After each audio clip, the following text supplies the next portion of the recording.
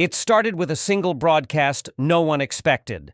In a secure room deep inside the presidential palace in Ouagadougou, Ibrahim Traoré leaned forward, staring at a live satellite feed showing a private jet landing at Burkina Faso's military airstrip. On board, Donald Trump flying in under a discreet diplomatic cover. Officially, he was here for a trade discussion. Unofficially, he came to demand something only Traoré could give and threaten what he couldn't. Traoré's advisor, Marie, whispered urgently, "Mr. President, should we cancel the meeting? He's here without press. We can still—" "No, Marie," Traoré said, his voice calm but eyes like steel. "This time, the world will see what happens when a big man thinks he owns a small nation." Half an hour later, Trump stepped into the grand reception room, red tie, forced grin, and his trademark confidence. Cameras were hidden behind ornamental panels. Traoré motioned for him to sit opposite beneath the national flag. Trump didn't waste time. "I'm here to talk about your mining contracts. American companies want in. If you don't open the doors, well—" He smirked, tapping the table. "Bad things happen to stubborn leaders." Traoré leaned back, a smile flickering across his lips. Unseen to Trump, every word was being broadcast live to millions. Tonight, there would be no secrets, only raw truth, power unmasked. Trump didn't notice the faint red recording lights embedded in the walls. He leaned closer, lowering his voice like he was speaking to a naive junior partner. "Listen, Ibrahim, you're young. You think independence means telling America no?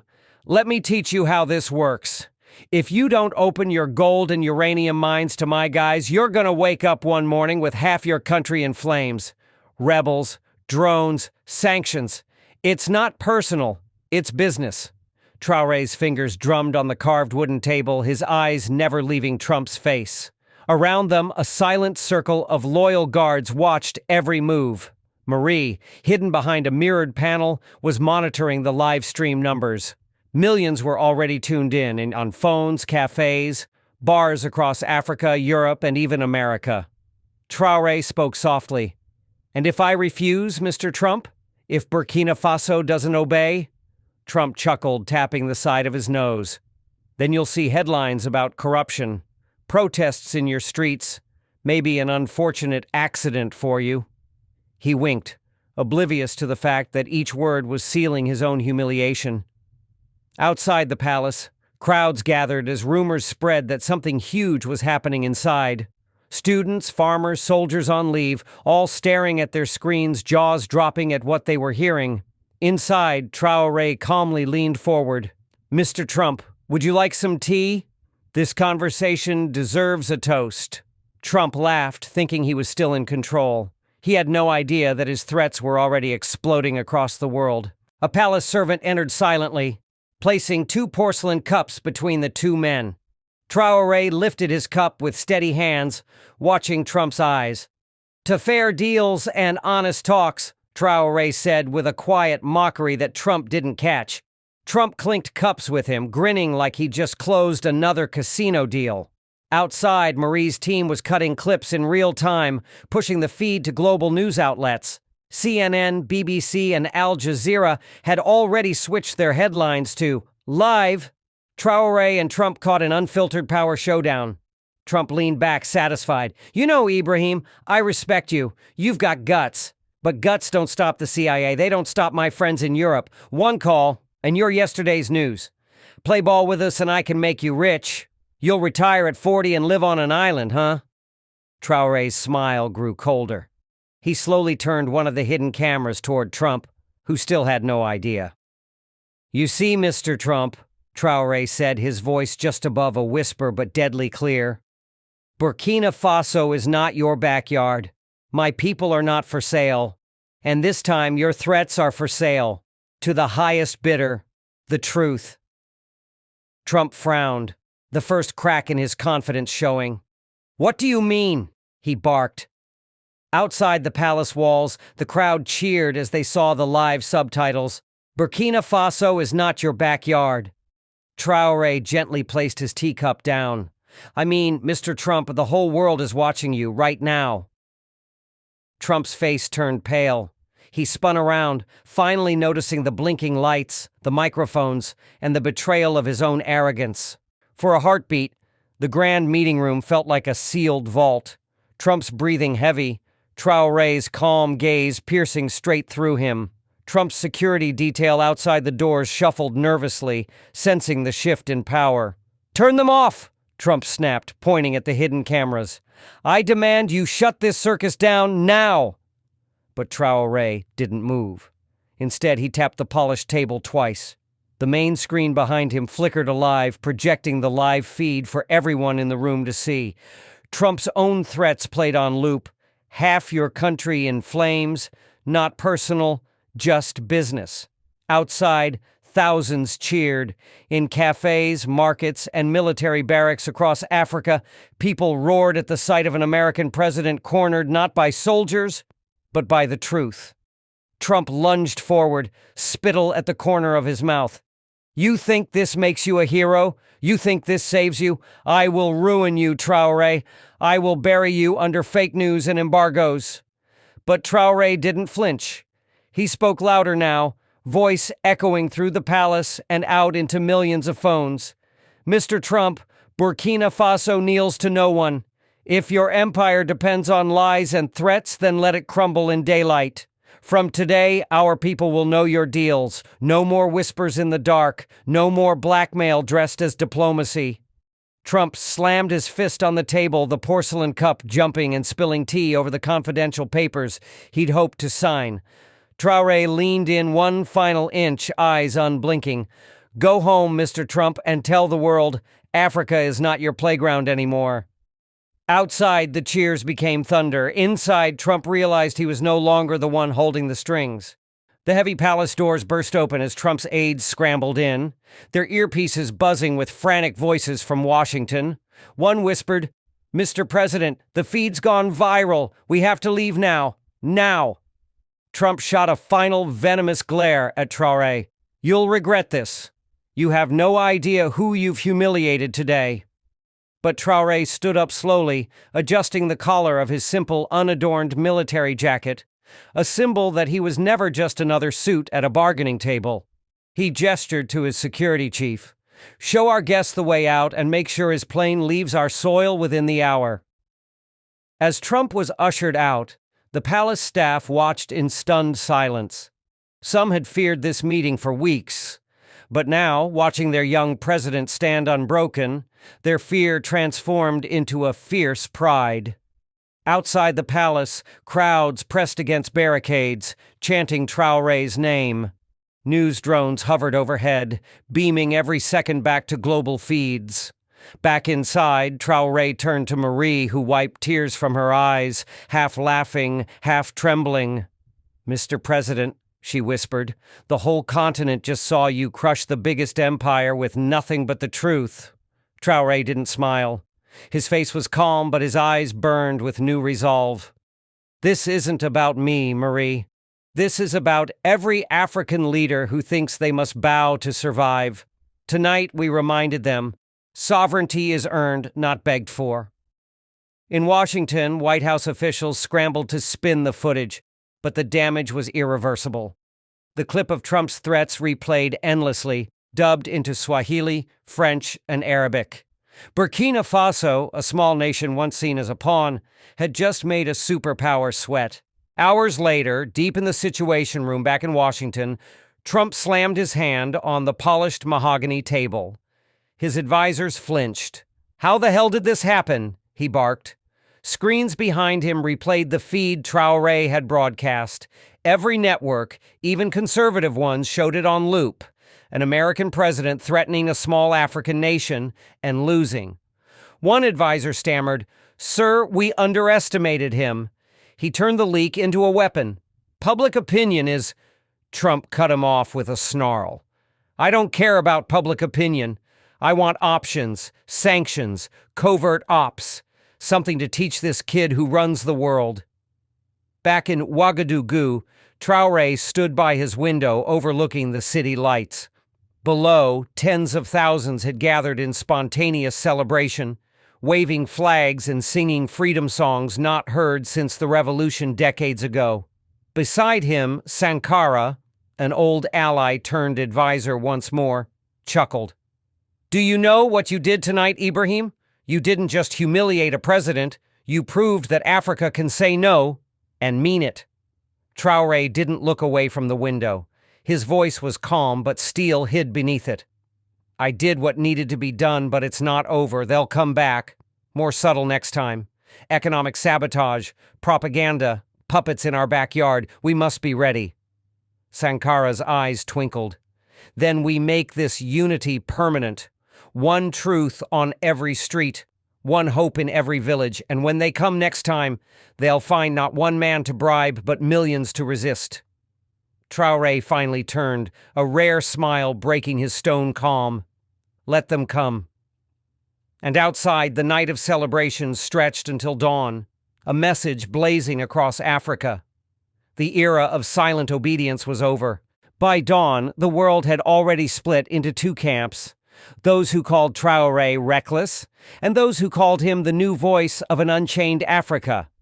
In Paris, London, and Washington, news pundits argued over whether a tiny landlocked country could really defy the global order.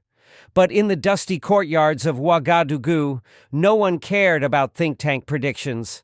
They saw their president, a man who had once fought barefoot in the bush, stand eye to eye with a superpower and refuse to kneel. In a hidden office near the presidential palace, Traoré met quietly with his most trusted circle, Sankara, General Caboret, and Marie. Maps lay sprawled across the table, red lines and pins marking critical resources, border posts, and media hubs. "This is bigger than Trump now," Sankara said. "They'll try to fracture us from within, create fake scandals, buy off local chiefs, stir up old rivalries." Traoré nodded. "We counter it all. We talk to the people before they do. We invest in our own media, our own truth." General Caboret, usually the stoic soldier, slammed his palm on the table. "Then we purge the rats inside first. If there's one traitor left in this palace, they'll open the gates for our enemies." Traoré's eyes hardened. He pointed to the map's center, a circle drawn around Ouagadougou. "Then tonight we clean house. No mercy for betrayal." Marie shivered slightly at the tone in his voice. It was the same voice she'd heard in the trenches when a young captain named Ibrahim Traoré had taken back a rebel-held town with a handful of loyal men and an unbreakable will. Outside, the sun climbed over the city, but inside the palace, shadows still needed to be rooted out. That evening, as the sky turned crimson over Ouagadougou, the purge began.